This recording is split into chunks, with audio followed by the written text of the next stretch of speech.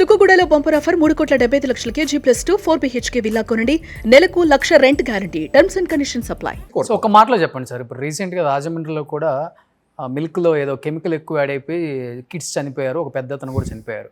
అంటే ఏంటి అది? అంటే మిషనరీలో ఏదైనా ప్రాబ్లమా, లేకపోతే ఆ మెకానిజంలో డిఫరెన్స్ వచ్చేసి అంటే పాలు తక్కువ కెమికల్ ఎక్కువ యాడ్ అయినా కానీ ప్రాబ్లం వస్తుందని చెప్పారు కదా? అంటే జనరల్లీ ఏం జరుగుతుందంటే కొన్ని ప్రైవేట్ డైరీసు ఎక్కడైనా సరే పాలు అనేది ఒక సహజ సిద్ధమైనటువంటి పదార్థం. అంటే మనము చాలా నాణ్యమైన పాలు ఏవైతే ఉన్నాయో అప్పుడే మన గేదె నుంచి కానీ లేకపోతే ఒక ఆవు నుంచి కానీ మనం పాలను ఎప్పుడైతే ఉత్పత్తి చేస్తామో as a natural product, any natural product, మీరు ఎట్లయితే ఒక అరటిపండుని కట్ చేయగానే ఒక 10-15 నిమిషాల్లో నల్లబడ్డం స్టార్ట్ చేస్తాం. అవును. అదేవిధంగా ఒక అరటిపండుని ఎప్పుడైతే పుట్టు తీయంగానే ఒక అర్ధ గంటలో ఏదో అది కూడా చెడిపోవడం స్టార్ట్ అయిపోతుంది. పాలు కూడా అట్లనే మీరు ఉత్పత్తి చేయంగానే ఒక 4 గంటల లోపల దాన్ని మీరు శీతలీకరణ అంటే దాన్ని చిల్లింగ్ చేయకపోతే అది వెంటనే ఖరాబ్ అయిపోయేదానికి ఆస్కారం. ఎక్కడైనా సరే వచ్చిన పాలను ఒక 4 గంటల లోపల మీరు ఒకవేళ దాన్ని చిల్ చేయకపోతే వెంటనే అది పాలు చెడిపోతాయి అన్నమాట. అయితే తీసిన పాలు ఎప్పుడైతే ఆవు నుంచి పెతకగానే వచ్చిన పాలను మనం వెంటనే ఒక 4 అవర్స్ లోపల చిల్ చేస్తే దాని షెల్ఫ్ లైఫ్ కొంచెం పెరుగుతుంది. పెరిగిన తర్వాత ప్రాసెసింగ్ అనేది ఎప్పుడైతే డైరీ వ్యవస్థలోకి వస్తుంది. కానీ ఇప్పుడు రూరల్ ఏరియాలో రైతుల దగ్గర నుంచి పాల కేంద్రాలు అక్కడి నుంచి డైరీకి వచ్చేసరికి మినిమం 5-6 అవర్స్ పడుతుంది. జనరలీ పాలు రైతులు మన ఊర్లలో మీకు ఎప్పుడైతే 5:30, 6కి జనరలీ మనం పాలు పిండుతారు. పిండిన తర్వాత సేకరణ అనేది 6:30-7కే జరిగిపోతుంది కలెక్షన్. ఓకే. అది మన చిల్లింగ్ సెంటర్కి కానీ లేకపోతే బల్క్ మిల్క్ కూలింగ్ యూనిట్కి వచ్చేవరకు 8:30. సో 5:30-6కి పితికిన పాలు ఆరు పిండిన పాలు 8:39కి మన శీతలీకరణ కేంద్రానికి వచ్చేస్తాయి. కాబట్టి ఇందాక నేను అన్న 3-4 గంటల లోపల పాలు శీతలీకరణ జరిగిపోతాయి కాబట్టి మీకు షెల్ఫ్ లైఫ్ పెరిగిపోతుంది.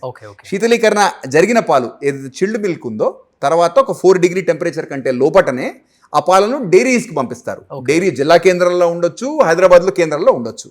చిల్డ్ మిల్క్ చిల్డ్ ట్యాంకర్స్లోనే హైదరాబాద్కి వస్తాయి. ఆ 4 డిగ్రీ లోపల బ్యాక్టీరియల్ కౌంట్ పెరగదు. హైదరాబాద్కి వచ్చిన తర్వాత మేము ఎక్కడికక్కడ కలెక్షన్లో మా బిఎంసీయూలో పరీక్ష జరుగుతుంది. అదేవిధంగా నాణ్యత ప్రమాణాలు మా డైరీలో కూడా ఉంటాయి. ఇక్కడికి వచ్చిన పాలను రిసీట్ స్టేజ్లోనే, ఆర్ఎంఆర్డి స్టేజ్లోనే అంటే రా మిల్క్ రిసెప్షన్ ట్యాంక్ స్టేజ్లోనే మళ్ళీ శాంపుల్ కలెక్ట్ చేస్తాం. అసలు రా మిల్క్ ట్యాంక్లోకి తీసుకునే కంటే ముందే ట్యాంకర్లో ఉన్నప్పుడే దానికి సంబంధించిన నాణ్యత ప్రమాణాలు చెక్ చేసుకుంటాం. అంటే ప్రాపర్ క్వాలిటీతోనే ఉందా, లేకపోతే ఏమైనా ఇబ్బంది ఉందా, లేకపోతే క్వాలిటీ ఏమైనా చెడిపోతే అక్కడికక్కడ ట్యాంకర్ పాలను రిజెక్ట్ చేసిన సందర్భాలు కూడా చాలా ఉంటాయి అన్నమాట.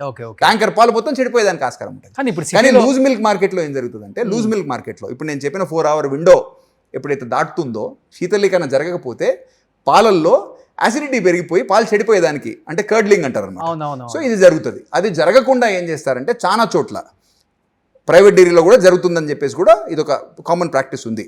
మీకు ఇంత సోడా కలుపుతారు, లేకపోతే మీకు కొంచెం హైడ్రోజన్ పెరాక్సైడ్, ఇట్లా కొన్ని కెమికల్స్ని కలపడం వల్ల శీతలీకరణ జరగకుండా కూడా ఈ బ్యాక్టీరియల్ కౌంట్ పెరగకుండా దాన్ని షెల్ఫ్ లైఫ్ పెంచుతారు అనమాట. దానివల్ల హామ్ ఉండదా? అంటే ఇప్పుడు రాజమండ్రిలో జరిగింది ఎక్కువ కెమికల్ యాడ్ అయింది. నేను చెప్పేది అదే. మోతాదు అనేది చాలా తక్కువ స్థాయిలో జరిగినప్పుడు పెద్దగా పారామీటర్స్ మారకపోవచ్చు. కాకపోతే ప్రైవేట్ డైరీస్లో ముఖ్యంగా అదేవిధంగా లూజ్ మిల్క్లో మటుకు ఇది జరిగేదానికి ఆస్కారం ఉంది. సహకార రంగంలో ఉన్నటువంటి డైరీస్ మేము లాభాపేక్ష లేకుండా పనిచేస్తాం కాబట్టి మా దగ్గర కెమికల్ అడిషన్ కానీ లేకపోతే షెల్ఫ్ లైఫ్ పెంచేదానికి మా ప్రయత్నం చేయరు. సో మాకు విజయ తెలంగాణకు ఒక మార్కెట్లో ఒక చెడ్డ పేరు కూడా ఉంది. ఏంటంటే మా పాలు తొందరగా పగిలిపోతాయని చెప్పి ఎందుకు పగులుతాయి అనేది ప్రజలకు కూడా మొన్ననే నేను ఒక మీడియా షో చూస్తున్నప్పుడు కూడా ఒక సైంటిస్ట్ చెప్పాడు, విరిగిపోతాయి. అంటే న్యాచురల్ది ఏదున్నా చెడిపోతుందండి. ఎప్పుడైతే కెమికల్ కలుపుతామో పాలు ఒక 24 గంటలు చెడిపోకుండా ఉన్నాయి రూమ్ టెంపరేచర్ ఫ్రిడ్జ్ లో పెట్టలేకపోయినా అంటే దాని అర్థం ఖచ్చితంగా దాంట్లో ఏదో కలిసిందని 100%. కొంతమంది కన్స్యూమర్స్ నేను పాల్గొంటాను పగిలిపోకుండా ఉండాలనే ఆలోచనతో కొంటే మటుకు 100% దాంట్లో ఏదో కలిపిందే వస్తుంది తప్ప ఇంకోటి కాదు. సో యాజ్ ఎ డైరీ చైర్మన్గా ఇప్పుడు సిటీ మన లైఫ్ స్టైల్ మొత్తం కూడా ఎక్కువ పాల ప్యాకెట్స్. సో విజయ కన్నా కూడా ఎక్కువ హెరిటేజ్ అనో ఏదైనా ఉండదు. ఇప్పుడు ఏదో కొత్తగా వచ్చింది న్యాచురల్ మిల్క్ సిద్ధి ఫామ్ ఏదో, అంటే ఇంకా ప్యూర్ బయట మిల్క్ ఏ కాస్ట్ అయితే ఉందో ఆ కాస్ట్లోనే ఇప్పుడు. అసలు పాల ప్యాకెట్ కొనేవాళ్ళు ఎక్స్పైరీ డేట్ ఒకటే చూస్తారు అనుకుంటా, మిగతాది ఏది చూడరు. అంటే ఇంగ్రీడియంట్స్ ఏంటి, దాంట్లో ఏమి యాడ్ చేస్తున్నారు, ఏమి ఉండదు కదా.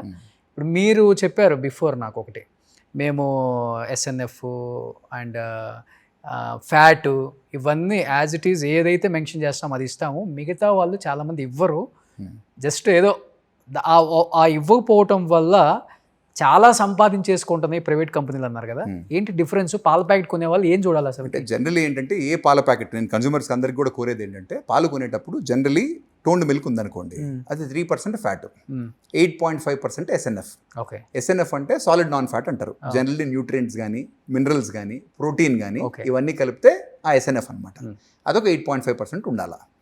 ఫ్యాట్ అనేది 3% అనేది టోన్డ్ మిల్క్ అంటే ఈ బేసిక్ పారామీటర్స్ యాజ్ పర్ మన government of India FSSAI. Okay, దానివల్ల వాళ్ళు ఇస్తున్న స్టాండర్డ్స్ అవి.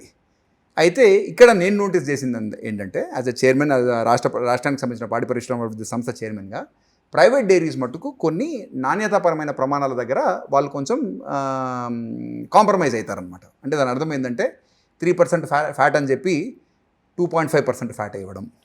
ఆటోమేటికల్ ఏమవుతుందంటే ఆ 0.5% ఫ్యాట్ అనేది ప్రజలకు కూడా పెద్దగా చిక్కదనం కొంచెం తగ్గుతుంది, కానీ పెద్దగా ఏర్పడదు అనమాట. ఓకే, అదేవిధంగా SNF ఏదైతే ఉందో అంటే న్యూట్రియంట్స్ కానీ ప్రోటీన్ కానీ ఏదైతే 8.5% ఉందో దాన్ని కూడా కొంచెం తగ్గిస్తారు. ఓకే, దీంతో ఏమవుతుంది, వాళ్ళకి లాభాలు పెరుగుతాయి. కన్స్యూమర్ మటుకు అది రోజు అయితే ల్యాబ్కి పోయి టెస్ట్ అయితే చేయడు కదా, వాటితో ఏం చేస్తారు? ఆ మ్యానుఫ్యాక్చరింగ్ అంటే వేరే లాభాలు అనేది అదర్ ప్రొడక్ట్స్. దేంతో ఇప్పుడు ఫ్యాట్ ఏదైతే మిగుల్చుకుంటారో దాంతో బటర్ తయారు చేసి గీ తయారు చేస్తారా, లేకపోతే దాన్ని ఇంకెవరికన్నా అమ్మేసి లాభం సంపాదిస్తారా, ఏదైనా చేయొచ్చు కదా.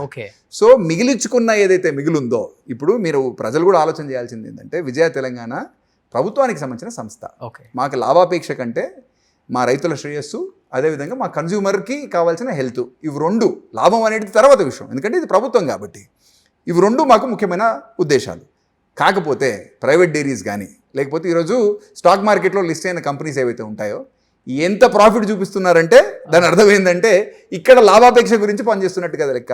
మరి లాభాలు రావాలంటే అక్కడనో ఇక్కడనో చిన్న చిన్న 1 or 2 years లో పబ్లిక్ వెళ్ళిపోతుంది. అదే అంటున్నారు, చిన్న చిన్న లోటుపాట్లు ప్రాఫిట్ ఓరియంటేషన్ ఎప్పుడైతే ఉంటుందో ఇట్లాంటి చిన్న చిన్న కాంప్రమైజెస్ 100% చేస్తారు. కాబట్టి ప్రజలందరినీ కూడా నేను వ్యక్తిగతంగా కోరేది ఏంటంటే గవర్నమెంట్కి సంబంధించిన సంస్థ విజయ తెలంగాణ ఏదైతే ఉందో మా పాలు కొనండి, నాణ్యతలో ఎటువంటి రాజీ లేకుండా మేము కల్తీకి ఆస్కారం లేనటువంటి వాతావరణంలో తయారు చేస్తాం. కాబట్టి ఎప్పుడైనా మినిమం గ్యారంటీ కదా, గవర్నమెంట్ అంటే మినిమం గ్యారంటీ. ఇంతకుముందు మనం పాతకాలంలో ప్రభుత్వ ఉద్యోగం చేస్తున్న వాళ్ళకు పిల్లని వాళ్ళనే ఆలోచన ఎట్లయితుందో అదేవిధంగా ప్రభుత్వం ఏదైతే సంస్థ తయారు చేస్తున్నటువంటి పాలు ఏదైతే ఉందో ఎటువంటి కాంప్రమైజ్ కానీ ఇక్కడ ఫ్యాట్ రిడక్షన్ కానీ లేకపోతే SNF దగ్గర కాంప్రమైజ్ కావడం కానీ అది జరగదు. కాబట్టి మా దగ్గర ఆ తావు లేదు కాబట్టి అది మా లక్ష్యం కాదు. కాబట్టి దయచేసి ఇది చేస్తే మినిమం గ్యారంటీ హెల్త్ ఉంటుంది అనేది నేను పబ్లిక్కి చేస్తున్నటువంటి అపీల్. సుమన్ టీవీలో మీ పర్సనల్ అండ్ బిజినెస్ ప్రమోషన్స్ కోసం కింది నెంబర్కి కాంటాక్ట్ చేయండి.